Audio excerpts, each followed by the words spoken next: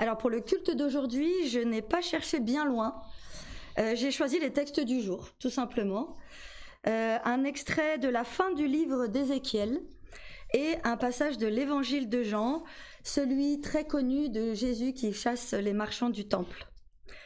Je me suis quand même permise d'ajouter un petit passage de la Genèse, celui du songe de Jacob, qui fait le lien, je trouve, très bien avec les deux textes que je viens de citer. Voici donc les trois textes en question, et nous commençons par le texte de la Genèse. Jacob partit de Beer-shéba et prit la direction de Haran. Arrivé à un certain endroit, il y passa la nuit car le soleil était couché. Il prit une pierre dont il fit son oreiller et il se coucha à cet endroit. Et voici qu'il fit un rêve. Une échelle était appuyée sur la terre et son sommet touchait le ciel. Des anges de Dieu montaient et descendaient par cette échelle. L'Éternel se tenait au-dessus d'elle et il dit : « Je suis l'Éternel, le Dieu de ton grand-père Abraham et le Dieu d'Isaac. La terre sur laquelle tu es couché, je te la donnerai à toi et à ta descendance. » 2 versets plus loin, Jacob se réveilla et dit : « C'est certain, l'Éternel est dans cet endroit, et moi je ne le savais pas. » Il eut peur et dit : « Que cet endroit est redoutable. C'est ici que se trouve la maison de Dieu. C'est ici que se trouve la porte du ciel. » Jacob se leva de bon matin, il prit la pierre dont il avait fait son oreiller, en fit un monument et versa de l'huile sur son sommet. Il appela cet endroit Béthel, c'est-à-dire la maison de Dieu. Le deuxième texte, qui est cette fois un texte du jour, vraiment, c'est la fin du livre d'Ézéchiel, et au chapitre 47 donc. En ces jours-là, au cours d'une vision reçue du Seigneur, l'homme me ramena vers la porte de la maison. Et voici, de l'eau sortait sous le seuil de la maison à l'orient, car la face de la maison était à l'orient. L'eau descendait sous le côté droit de la maison au midi de l'autel.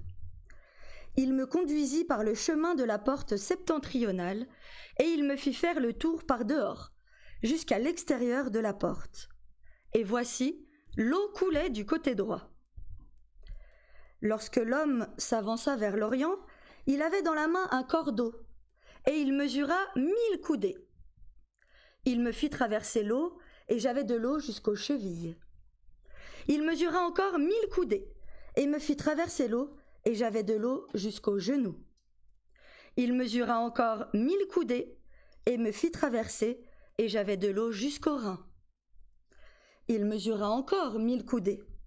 C'était un torrent que je ne pouvais traverser, car l'eau était si profonde qu'il fallait y nager.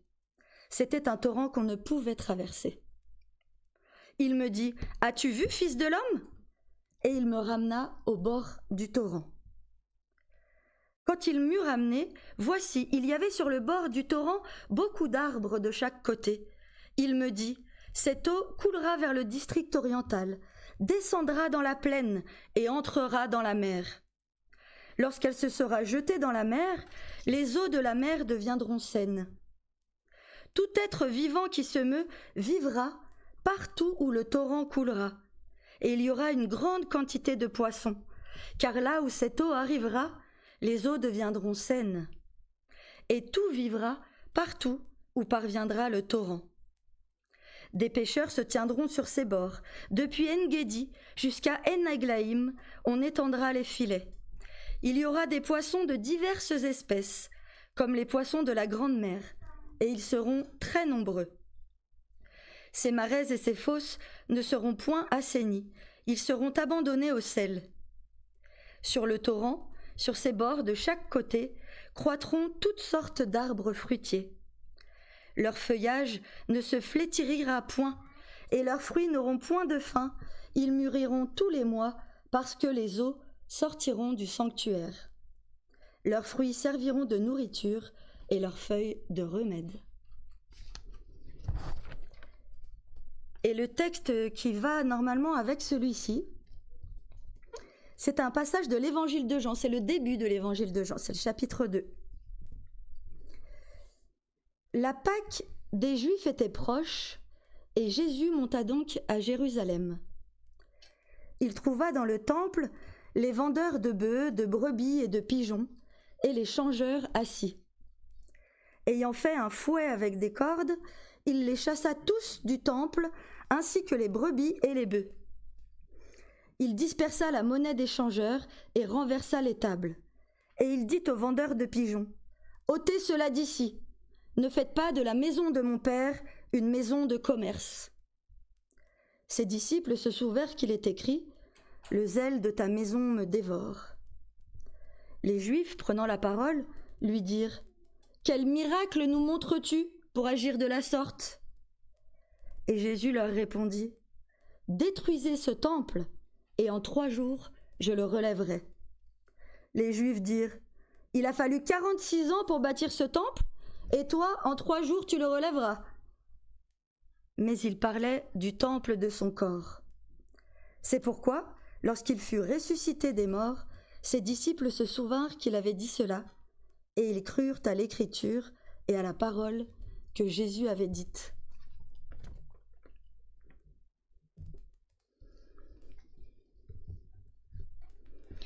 Alors, chers frères et sœurs, lorsque j'étais petite fille, ma grand-mère Gabina me racontait toujours avec une certaine émotion dans la voix comment elle avait dû quitter son petit village espagnol et traverser les Pyrénées à pied, avec de la neige pratiquement jusqu'à la taille, accompagnée de ses 3 petits-enfants, pour retrouver un mari qu'elle n'avait plus vu et dont elle n'avait aucune nouvelle depuis 10 ans. À cause de la guerre qu'il avait perdue là-bas en Espagne, et à cause aussi de la terrible répression qui frappait alors tous ceux qui avaient lutté, qui s'étaient dressés contre Franco. Alors, une fois qu'elle eut franchi les Pyrénées, une nouvelle vie commençait alors pour elle, qui ne savait ni lire ni écrire et qui ne parlait pas un seul mot de français. Bien sûr, même si elle a rencontré nombre d'épreuves, elle s'est adaptée à sa nouvelle réalité, mais elle n'a jamais perdu l'espoir de retourner un jour dans son village et de retrouver les siens. Un jour, lorsque Franco serait mort, 27 ans après son exil en France, 6 mois après la mort du dictateur, voilà que ma grand-mère put enfin retourner dans son village. Mais tout était tellement différent. Ce n'était plus, bien sûr, le village de ses souvenirs qu'elle retrouvait, celui qu'elle avait figé dans le temps et dans sa mémoire, au moment de son départ. Mais elle retrouvait là une nouvelle réalité, d'autres mœurs, apparemment plus modernes, mais pourtant toujours sclérosées par le poids du silence et d'une tradition qui ressemblait plus à la mort qu'à la vie. Le prophète Ézéchiel, lui aussi, a connu l'exil après la guerre. Lui aussi a dû quitter sa terre et découvrir un nouvel horizon, bien différent de celui qu'il connaissait alors au sein du royaume de Juda. De nombreux textes dans la Bible nous parlent de cette catastrophe. Le livre des rois, celui des chroniques ou celui de Jérémie par exemple nous expliquent ainsi qu'en 597 avant notre ère, 125 ans après la chute du royaume du Nord, voici que le royaume de Juda, au sud cette fois, s'apprête à sombrer à son tour, non pas cette fois envahi par les Assyriens, mais par le fameux Nabuchodonosor II, le maître de Babylone. Alors sur le trône à Jérusalem, le roi Joachim assiste impuissant à l'avancée des troupes qui entourent déjà la cité de David. Lors des troubles qui entourent cette conquête, Joachim est alors assassiné. Et c'est son fils, Joachim, attention à la subtilité, Joachim qui monte sur le trône, alors pour très peu de temps en réalité, puisque 3 mois plus tard à peine, eh bien, le royaume de Juda est vaincu définitivement. Au moment de la prise de sa ville par l'armée babylonienne, Ézéchiel est l'un des prêtres du temple de Jérusalem. Et malheureusement, il ne peut qu'assister impuissant au désastre. Le roi Joachim, sa mère Nehushta, ses femmes, les fonctionnaires de sa cour et les membres haut placés du pays sont alors déportés à Babylone, ainsi que tous les hommes vaillants, les artisans, les bâtisseurs de remparts et les hommes de guerre. Au total, on suppose que 10 000 personnes sont ainsi déportées. Et finalement, on ne reste dans le royaume de Juda que les petites gens du peuple.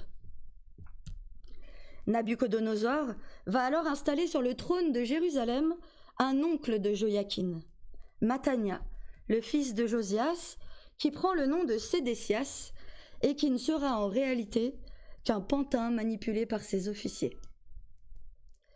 10 ans plus tard, après la conquête, alors que Sédécias tente quand même de se révolter contre l'occupant, Nabuchodonosor, un païen donc, un roi babylonien, eh bien, décide de détruire Jérusalem une bonne fois pour toutes, pille le trésor du temple de Salomon et du palais royal avant d'organiser de nouvelles déportations à Babylone. Alors, dans le livre qu'il rédige depuis son exil à Babylone, et dont nous venons de lire un extrait, le prophète Ézéchiel nous fait part des révélations divines qu'il reçoit de la part de l'Éternel. Des oracles de jugement contre Israël d'abord, accusé d'avoir violé les lois du Seigneur et d'avoir pratiqué l'iniquité. Puis, dans un second temps, à la fin du livre, dans la deuxième moitié, après l'arrivée à Babylone d'un rescapé qui lui raconte comment la capitale vient d'être détruite, eh bien, Ézéchiel nous parle alors de l'accomplissement de ces oracles et la révélation prend alors un nouveau tour. Elle devient cette fois une prophétie de restauration pour la communauté rescapée et celle qui a été déportée, cette fois autour d'un nouveau temple. Ce nouveau temple qu'il décrit et qui représente le retour des bonnes grâces de Dieu envers le peuple juif et le monde dans son ensemble. Et c'est justement là que se situe notre passage, au moment charnière où Ézéchiel présente cette opposition entre la communauté passée, celle qui a été exilée, jugée par Dieu, et la communauté idéale qui est à venir, qui est cette fois purifiée et réconciliée avec Dieu, pensée comme s'étendant cette fois à l'ensemble des nations et non plus seulement au peuple juif. 25 ans après son exil à Babylone, 14 ans après la chute de Jérusalem, Ézéchiel entreprend lui aussi à son tour le voyage du retour. Alors, pas vraiment en réalité, puisque Ézéchiel ne put jamais revoir Jérusalem, mais par le biais d'un songe, par le biais d'une révélation.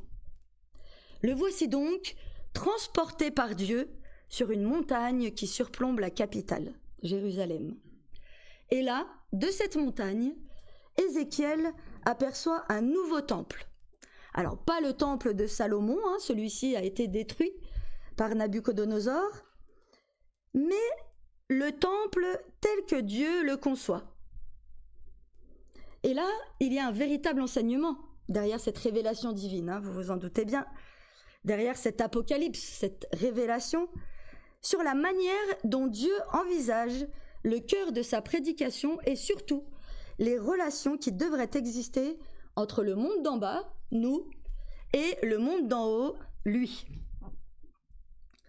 Car de ce nouveau temple, de cette maison source, sort une eau jaillissante qui se répand, qui chemine jusqu'à la mer en donnant la vie et en guérissant partout où elle passe. Et cette eau, eh bien, c'est une métaphore de la parole de Dieu. Une parole qui vivifie, qui circule et qui nous fait vivre.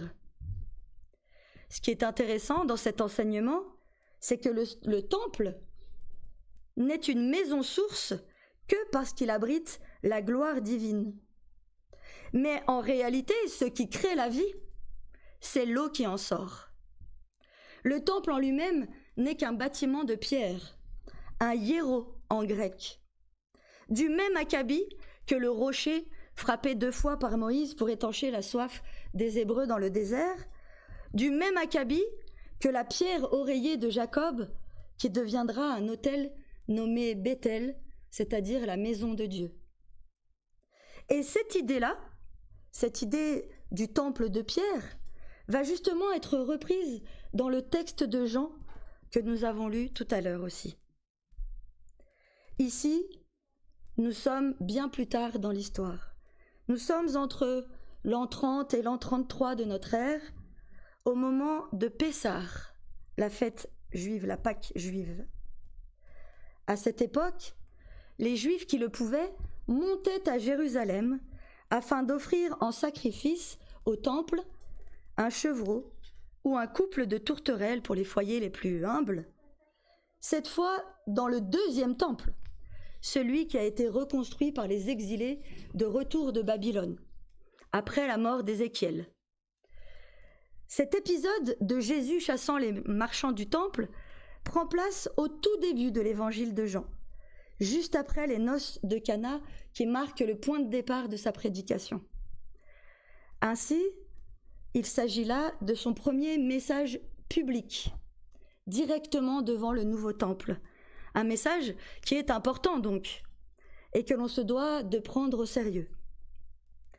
Voilà donc que Jésus franchit les portes du parvis des gentils et qu'il aperçoit une foule de commerçants et d'animaux destinés à être vendus aux dizaines de milliers de pèlerins venus pour Pessah à Jérusalem. Il se fait alors un fouet avec des cordes et chasse les marchands du temple, non pas parce que c'est mal d'être commerçant, de vendre des articles ou de gagner de l'argent. Non. Mais parce que la maison source, le temple de la gloire divine, l'alpha et l'oméga, Dieu lui-même ne peut pas fonctionner sur ce modèle du commerce. Et c'est un sujet central qu'aborde ici Jésus, dans un accès de colère qui ne lui ressemble guère. Qu'est-ce que cela veut dire ? Cela veut dire que dans notre relation à Dieu, il ne doit pas y avoir de transaction ni de marchandage.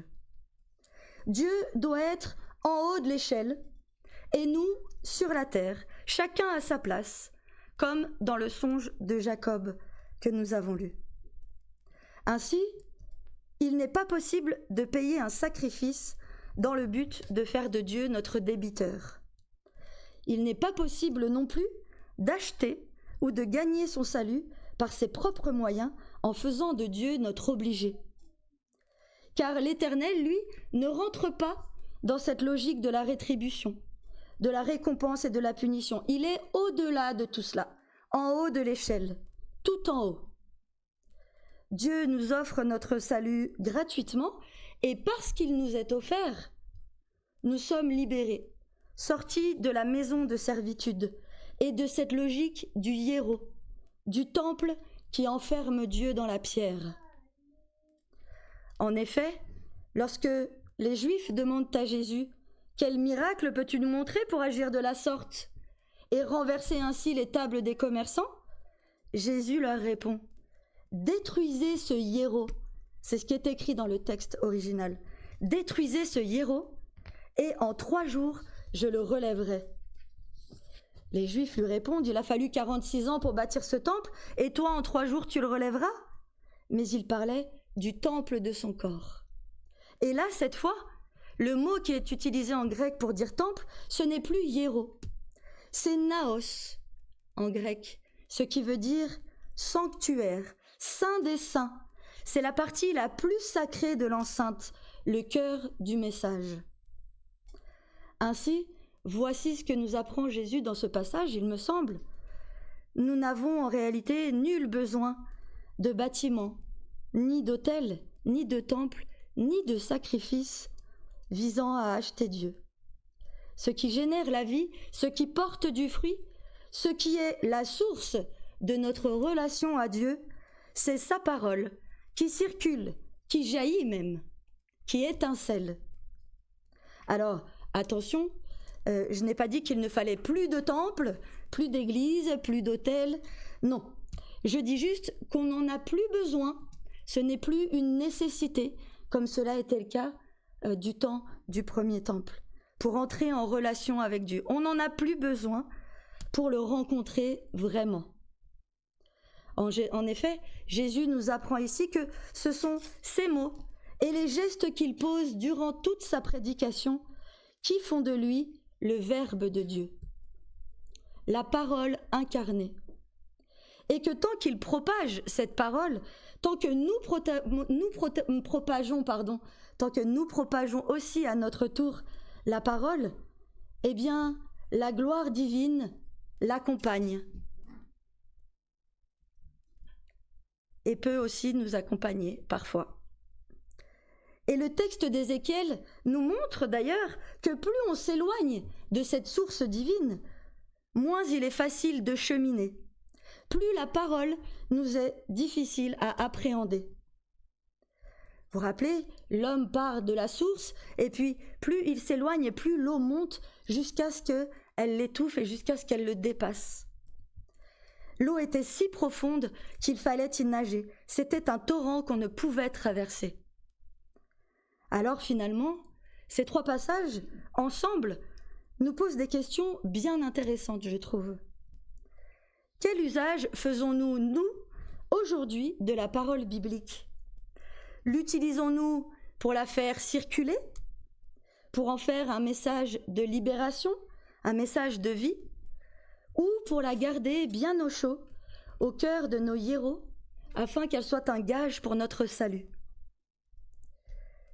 Et si on va encore plus loin, la parole de Dieu est elle-même contenue une fois pour toutes dans l'objet Bible, ou peut-elle jaillir ici ou là, au coin de la rue, dans la parole de nos prochains, dans le regard de nos prochains?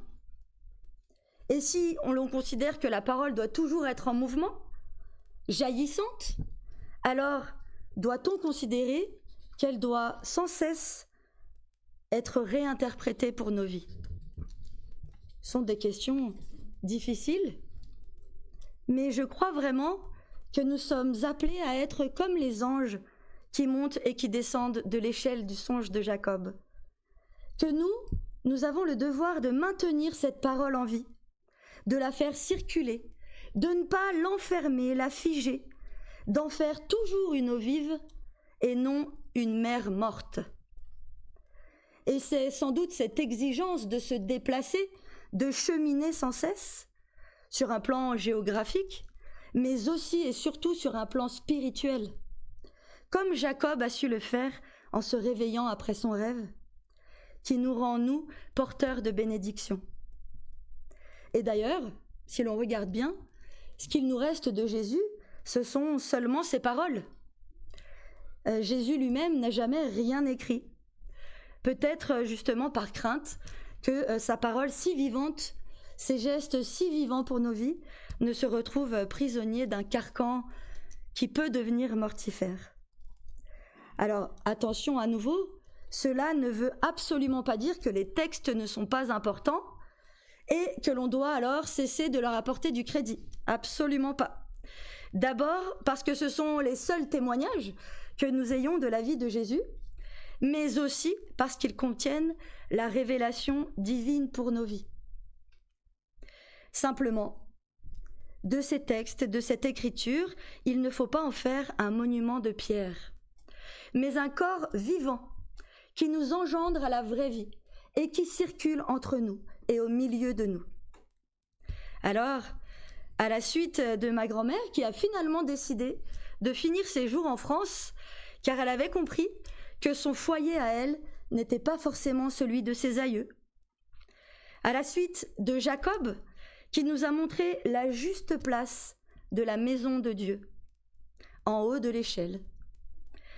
À la suite d'Ézéchiel, qui a compris que la parole divine était une eau jaillissante et vivifiante pour toutes les nations de la terre, et à la suite de Jésus, qui nous a enseigné que la maison source n'était pas un bâtiment, mais un projet offert pour nos vies, puissions-nous, nous aussi, chers frères et sœurs, puissions-nous, nous aussi, nous déplacer, nous mettre en marche et instaurer avec Dieu une relation ajustée et féconde. Amen. Amen.